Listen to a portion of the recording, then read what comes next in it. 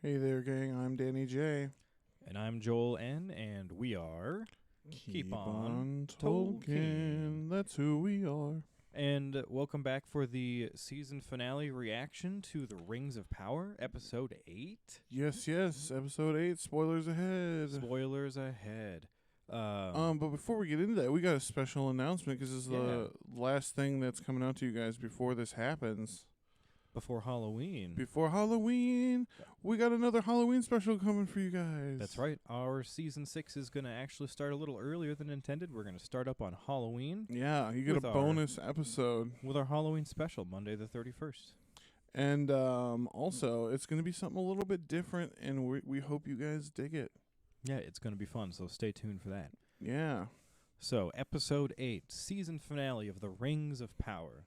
The whole season has been leading up to this, and admittedly, we didn't get as far as I thought we would have. No. Within the first season. No. But let's jump into the episode. So we start off, and there's a name drop for the Greenwood. Yeah, the Greenwood the Great. They call it Aaron Gallen. Aaron Gallen. That was kind of fun. Which literally means green wood, I'm pretty sure.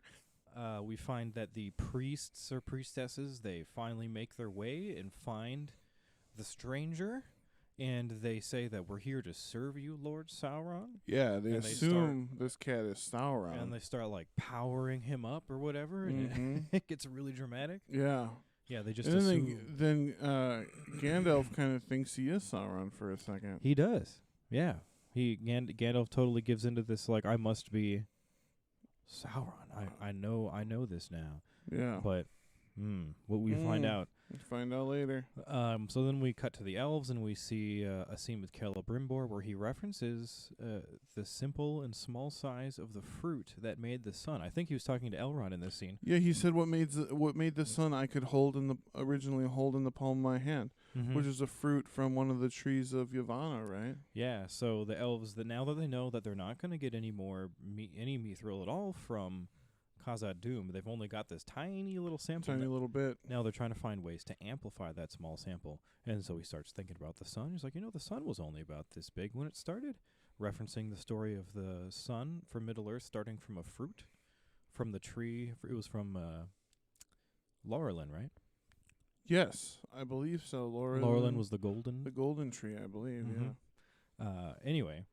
So, back to the episode. Celebrimbor and Hal Brand have a scene together where they're talking about the jewel craft of Feanor. And this is when Hal Brand gives Celebrimbor the idea to amplify the ore using an alloy. Yeah, and he says originally I believed it. He said the backstory was that he came from a place where precious metals were scarce. Seemed believable. So, it seemed like a believable story for him, knowing about alloys. Yeah, and then Celebrimbor is just floored with this idea. He loves it, and he's very grateful for it. And so Halbrand turns to him and he says, "Call it a gift." That got me. That and got that me right suspicious. That right there, I think, is what immediately confirmed it for both of us that, oh shit, Halbrand actually is Sauron. This cat is Sauron. Holy shit! Yeah, when he said it, call it a gift, and he might as well have winked when he said it. Yeah, he might as well have. This episode was full of those. He might as well have been winking at us, letting us know. Well, yeah. Can I just want to say I'm pretty pleased with the. My Hal Brand prediction ended up actually being true. Yeah, you did call it, yeah. Well, but we also called pretty much everyone being Sauron. So I guess Theo's the Witch King. We still haven't figured that out. That's true. Theo still could be maybe the Witch King. I think so.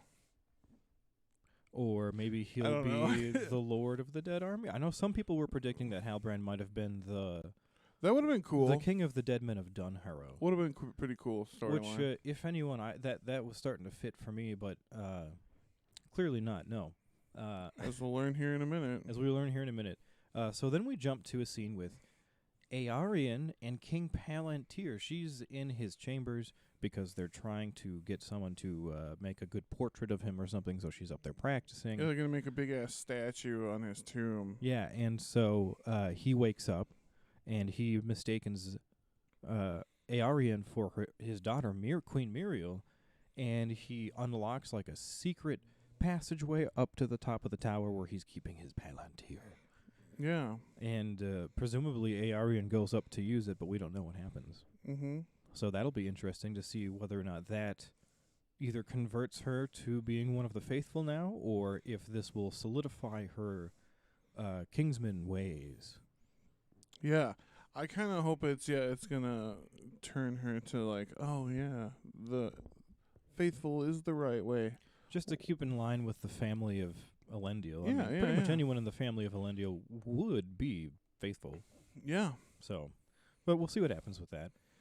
We get a shot. We go back to the Elves, and we see High King Gil-galad, and we get to see him. He's got eye glows in his hand. He's carrying eye glows. And it looks like a pretty sick weapon. Looks pretty cool. Yeah. Looks pretty similar to the one from the trilogy.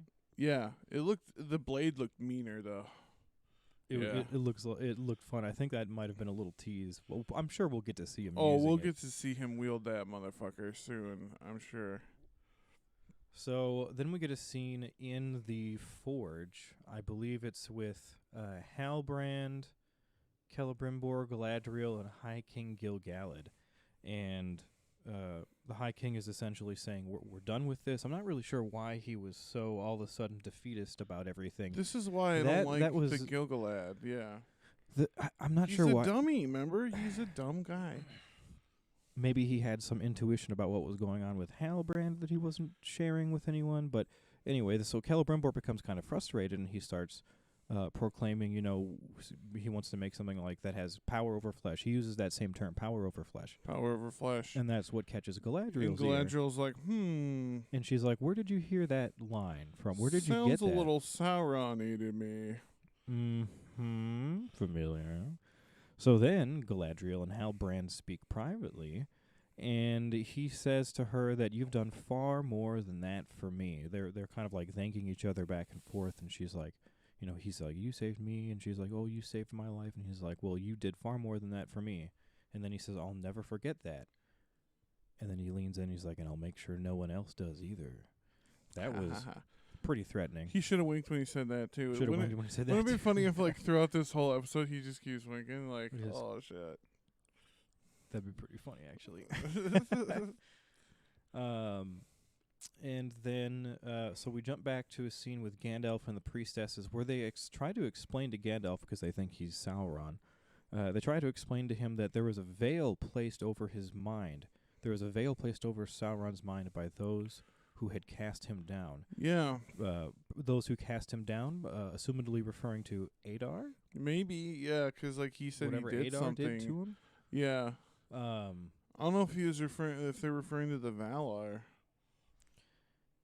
Maybe by those who you're thinking by those cast him down, like the Valar cast him down. Yeah, I don't know. Well, I'm just connecting it to Adar because Adar said he said did. He did. Yeah, no, yeah, because he said he did something to fuck him up. Yeah.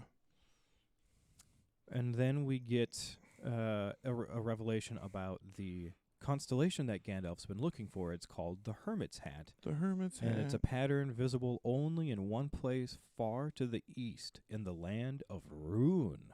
Or they use that line in the east where the stars are strange. Where the stars are strange. An Aragorn line, remember? Yeah, that's a really cool line. Yeah. So I was really excited to hear that name drop. I wonder if we're actually going to get to go out east. It kind of seems like we're going to get out there. That'd be cool. We've never seen there's a sea over there. The Sea of Rhûn. The Sea of Rhûn. Yeah, and maybe apparently we'll there's a forest and a mountain range. And, there's a whole bunch of shit over there. All kinds of stuff. And we know Sauron spends an amount of time in the east. Oh yeah, with them Easterlings. Turning the Easterlings and like getting his power going. So this could go interesting places. Mm-hmm. Anyway, so in this scene with Gandalf and the priestesses, so they're explaining the constellation, the Hermit's Hat, pattern visible only far in the east in the land of Rhûn, and they say that's where you will be known who you are. And they tell him that fire obeys you, dust fears you, winds, waters, the heat and cold in Rhûn, you shall learn to command them all. Wow. Yeah, so I think they're kind of referencing the time that Sauron is about to spend in the east. What if over in Rhûn there was just like a Maiar training gym over there? where they're just like Maya are gonna like learn their powers, I guess. Maybe. It's like a gym, yeah. It's like a Pokemon gym, just trainers and Yeah. Or like a LA Fitness or something. or LA Fitness, yeah. You know? Practice your powers. Yeah. Get bulked up. The priestesses also say to him that every beast that walks or crawls will be your slave, for you are Lord Sauron. And then Gandalf kind of like goes a little overboard with his Gandalfy stuff, and they like put him to sleep. Yep. And tie him the fuck up. They tie him up. They still believe that he's Sauron at this point. They're like, oh, he doesn't remember, and he's getting a little too excited. We gotta tie his ass up. his ass up till he remembers. This sounds like a bad idea, especially if you truly think he is Sauron. Yeah, but Sauron's gonna come to him and be like, the fuck? The fuck is this? Yeah. Well, I mean, whatever. Okay. So then we get into a little bit of Hobbit trickery, Yeah. where the hobbits try to come save Gandalf from the priests or priestesses. Well, yeah. Yeah. And sadly, Sadok dies. He takes a knife to the gut. Or we believe he dies, and like falls off a rock or something. And then Gandalf does some wizard shit, like some for real wizard shit. Like forms like a wind spell in his hands or some shit. And he also, he uses that the staff, right? The wizard staff. Not yet, but oh, okay. I'm sorry. This is before he does the area damage, right? Again. Yep. He does the area damage. It's some cool shit. He saves Nori, and then he gets to the staff. Then we get that staff. Then he gets handed the staff, and there's a scene in this scene where he like tosses the priests where back. he's getting his ass beat around. Well, yeah, where he's beating their ass with the staff. Oh yeah. They were doing the same to him for a little while too. Oh wait, that's what was going on. Yep.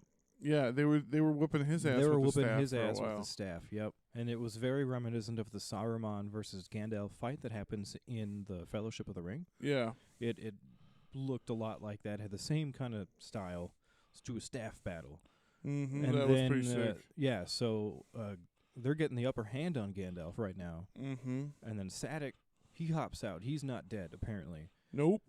And it's just some crazy shit. And then they're like, okay, we're gonna go make him see. They're gonna do something to try to force who they think is Sauron to see who he is. Yeah. But before they can do that, they start throwing rocks at the priest's face, and then we get some fire play. Some fire play.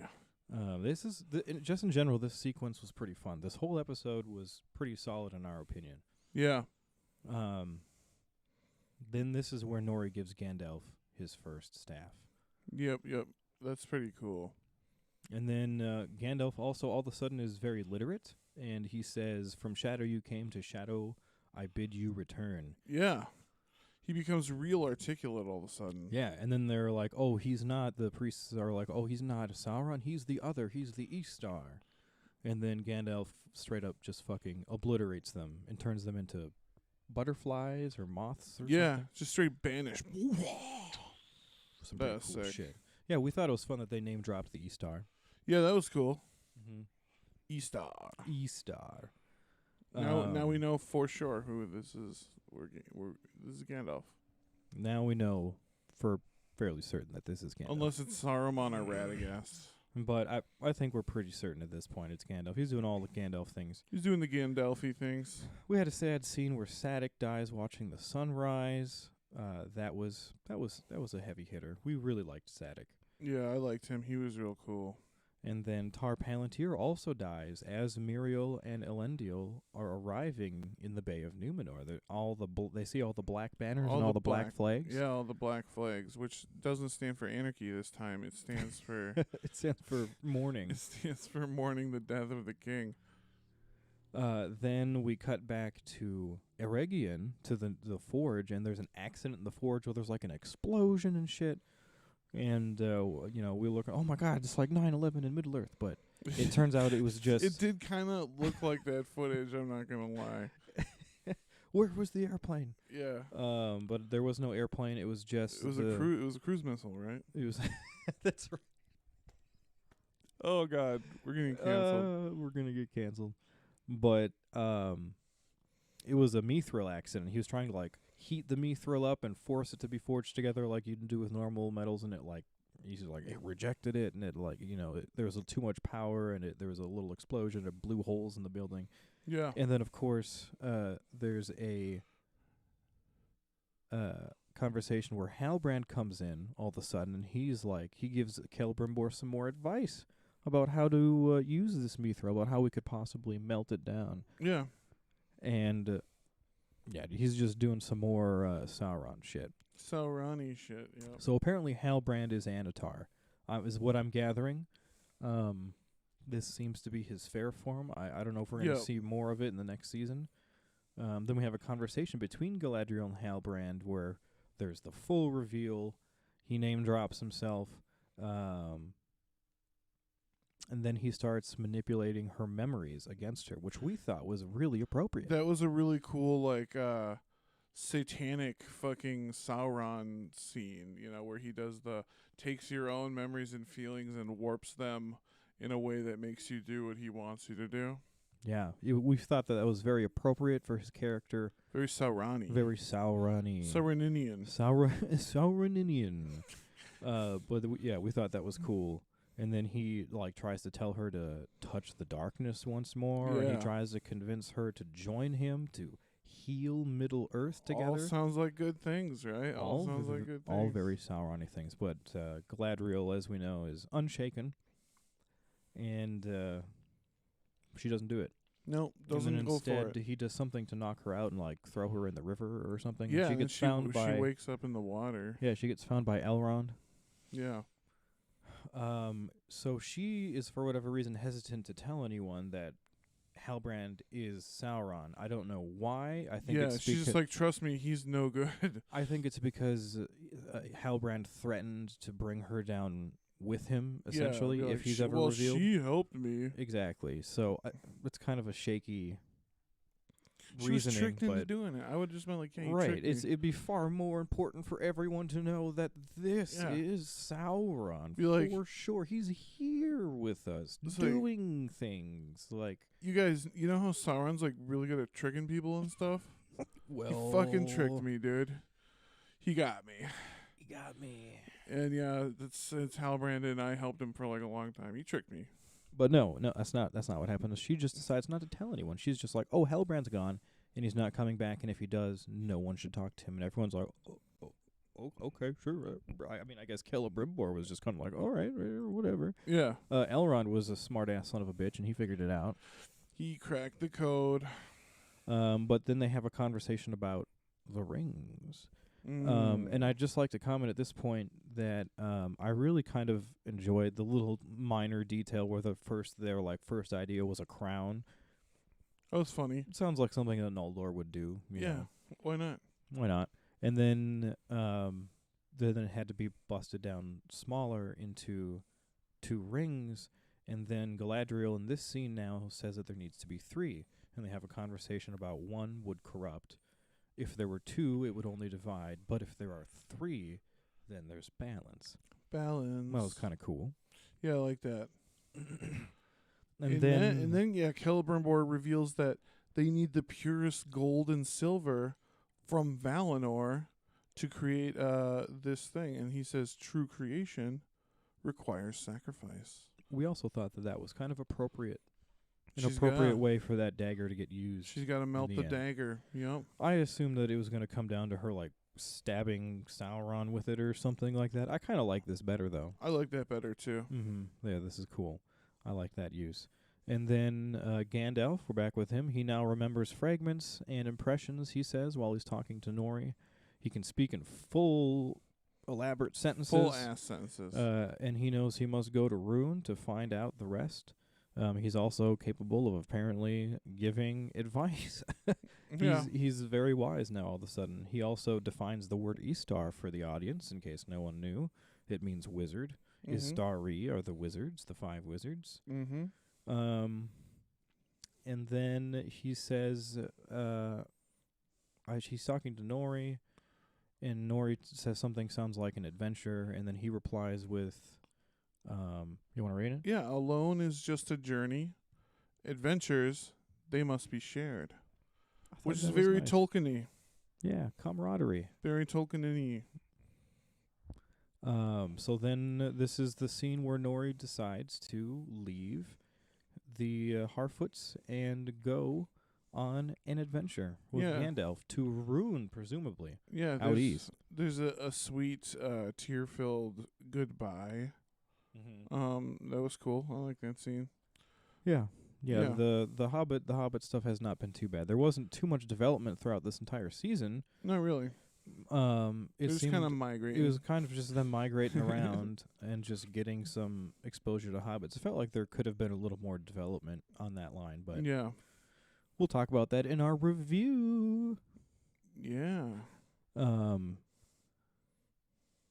then we also get another recycled line in this scene. Yeah, this is when Gandalf says they're talking about which way to go, and he's like, I'm not really sure, but it smells sweeter this way. Mm-hmm. And then he says, when in doubt, always follow your nose. Always follow your nose. Which is a good, a fun Gandalf line from the Fellowship of the Ring. Mm-hmm. And then I got to thinking, like, maybe Gandalf, maybe like the Astari have like really good, like a wolf, like they can smell like crazy. And like whenever they're lost, they can smell their way out. Yeah. It's just one of like the random attributes. Yeah, just one of random. A Maiar. Mm-hmm. Yeah. They have really good noses. Mm-hmm. Use the nose of the Maiar. Yeah. The powers of the nose of the Maya. So now we're getting to pretty much the end of the episode, and this is when we get the creation of the 3 elven rings. Like, we get a whole sequence of them putting together, which we actually kind of enjoyed this sequence. Yeah. The only thing that bothered us a little bit is that they seemingly just used some like raw jagged stones instead of forming the stones. Yeah. Yeah, like, they look kind of cool once they set them in there. You know. And while every other part of the rings was very important, the mithril, the special gold and silver that had to only be the purest from Valinor, these gems were just kind of there and not explained in any way, no significance behind them. I felt like there probably could have and should have been some. Yeah, I think I assume some that background they're like, to the gems. I assume that they're like from Valinor. He had them sitting out, like, you know, displayed. So maybe they were like uncut gems from Valinor or something. Hal Brand took particular interest in them when he saw them. Yeah, he did. That's true. That slimy bitch. Yeah. So yeah, we really liked the creation of the Elven Ring scene. That was pretty fun. Really cool scene. Yep. And then right before the end, we get a shot of Hal Brand and all dark and cloaked as he comes over the mountains into Mordor for the first time. He looked cool. Very emo looking. Very emo looking. He seemed pleased to find what Adar had done with the place. Yeah, he seemed to see what Adar had done. Yeah, true. So we'll see if this is where he stays, or maybe he'll make his way out east to Ruin as well. Like we mentioned earlier, it's known that Sauron is out in Ruin in the Eastlands at some point in time. And with all of the time compressing and time changes they're doing in the show, you know, maybe that's what they're going to do. Who knows, season. Yeah. Maybe Gandalf and Sauron's first showdown will be in Ruin. It would appear that they are going to... It seems like they are building up the War of the Elves and Sauron. Seems like it. So it looks like we are actually going to get that. We were wondering if they were just going to like glaze over it, considering where Numenor is in its history currently. Mm-hmm. But I think they're actually building that up now. So that'll be fun. Maybe that'll be next season. I think what they're doing is combining the War of Elves and Sauron with the war when they capture Sauron. Gotcha. You know what I mean? Mm-hmm. So this is going to be interesting. So that's it, guys. So this is the end of the season. Overall, we enjoyed the show so far. Yeah. Obviously, it's far from perfect, further from perfect than we thought it would have been, given how much they touted we love the books and we're going to be so loyal to the book. Yeah. They weren't. Yeah. I mean, they clearly were with some stuff, but I would say they were no more loyal to the books than the original trilogy was. Maybe a little less so. In different ways. In different ways. Yeah, that in different ways than the Jackson trilogy, but yeah, I would agree. Yeah, but all in all, when it comes down to it, if we had to boil it all down, I'd say I enjoyed it. I enjoyed it too, and I think that the problems I had with episode 5 that was the bad one, right? The real. I think so. Yeah, episode 5. I just want to say too that the whole rings, helping or like stopping that decaying process or whatever, that kind of redeemed that what I thought to be a kind of a dumb storyline. Oh, with the Mithril holding the light of the Silmarils. Yeah, I thought. Yeah, exactly, and it kind of like it made that not so significant anymore, which it I really made it make more sense in a way. In a way, why they were doing that in the first place. Yeah. I still kind of disagree and think they probably could have found a way around that. Agreed. It seemed unnecessary to me still. Agreed. That's one of that's maybe my biggest gripe with the show. One of the biggest gripes. A lot Same. of the gripes with the show is just general writing and story progression and or even the lack thereof story progression in some areas. But, if you guys want to know more about our thoughts on the full season and a full review, we are going to be releasing a full podcast episode that is going to be a full-on review, not just a reaction, but a full review of the whole first season. Yep. So that will be coming your way. I believe that's going to be episode 70 of the podcast. Yeah, so, part of season 6 here coming up. Yeah, so stay tuned for that, my friends. Yeah, you'll enjoy that for sure. And we've also got some other cool stuff up coming up. We got that Halloween special. On October 31st. That's something to look forward to. Yeah, should we talk about Haggerty? We went to Haggerty Museum of Art. We went to the Haggerty Museum of Art, guys. And we saw this, the Tolkien Art of the Manuscript exhibit. And it was life-changing, and we did a whole episode about it, which you've already recorded, and we love. Yep, and this exhibit was amazing. We got to see actual handwritten transcripts written by the man himself. Things he his touched. Paper, his ink, his pen strokes. It was a religious experience. It was for awesome. Us. And so, yeah, like Danny mentioned, we've got an episode coming out. We've also got a companion content for that. Where which is coming up too. We threw on some lapel mics and we recorded the audio of our reactions to the museum as we were going through it. So it was the exhibit. It was really cool. Yeah, and so look for that in the feed and on YouTube. That'll be episode 69, actually. 69, episode of course. 69. That'll be the 69, that'll be our though. second episode of the season. They can see us now. 69. Look at that. All right, guys. I think that's all we've got for you today. This was fun. We really enjoyed this format. Doing these reacts. We'll definitely be coming back to you in this style format for the next season. Yeah, definitely. Look for it.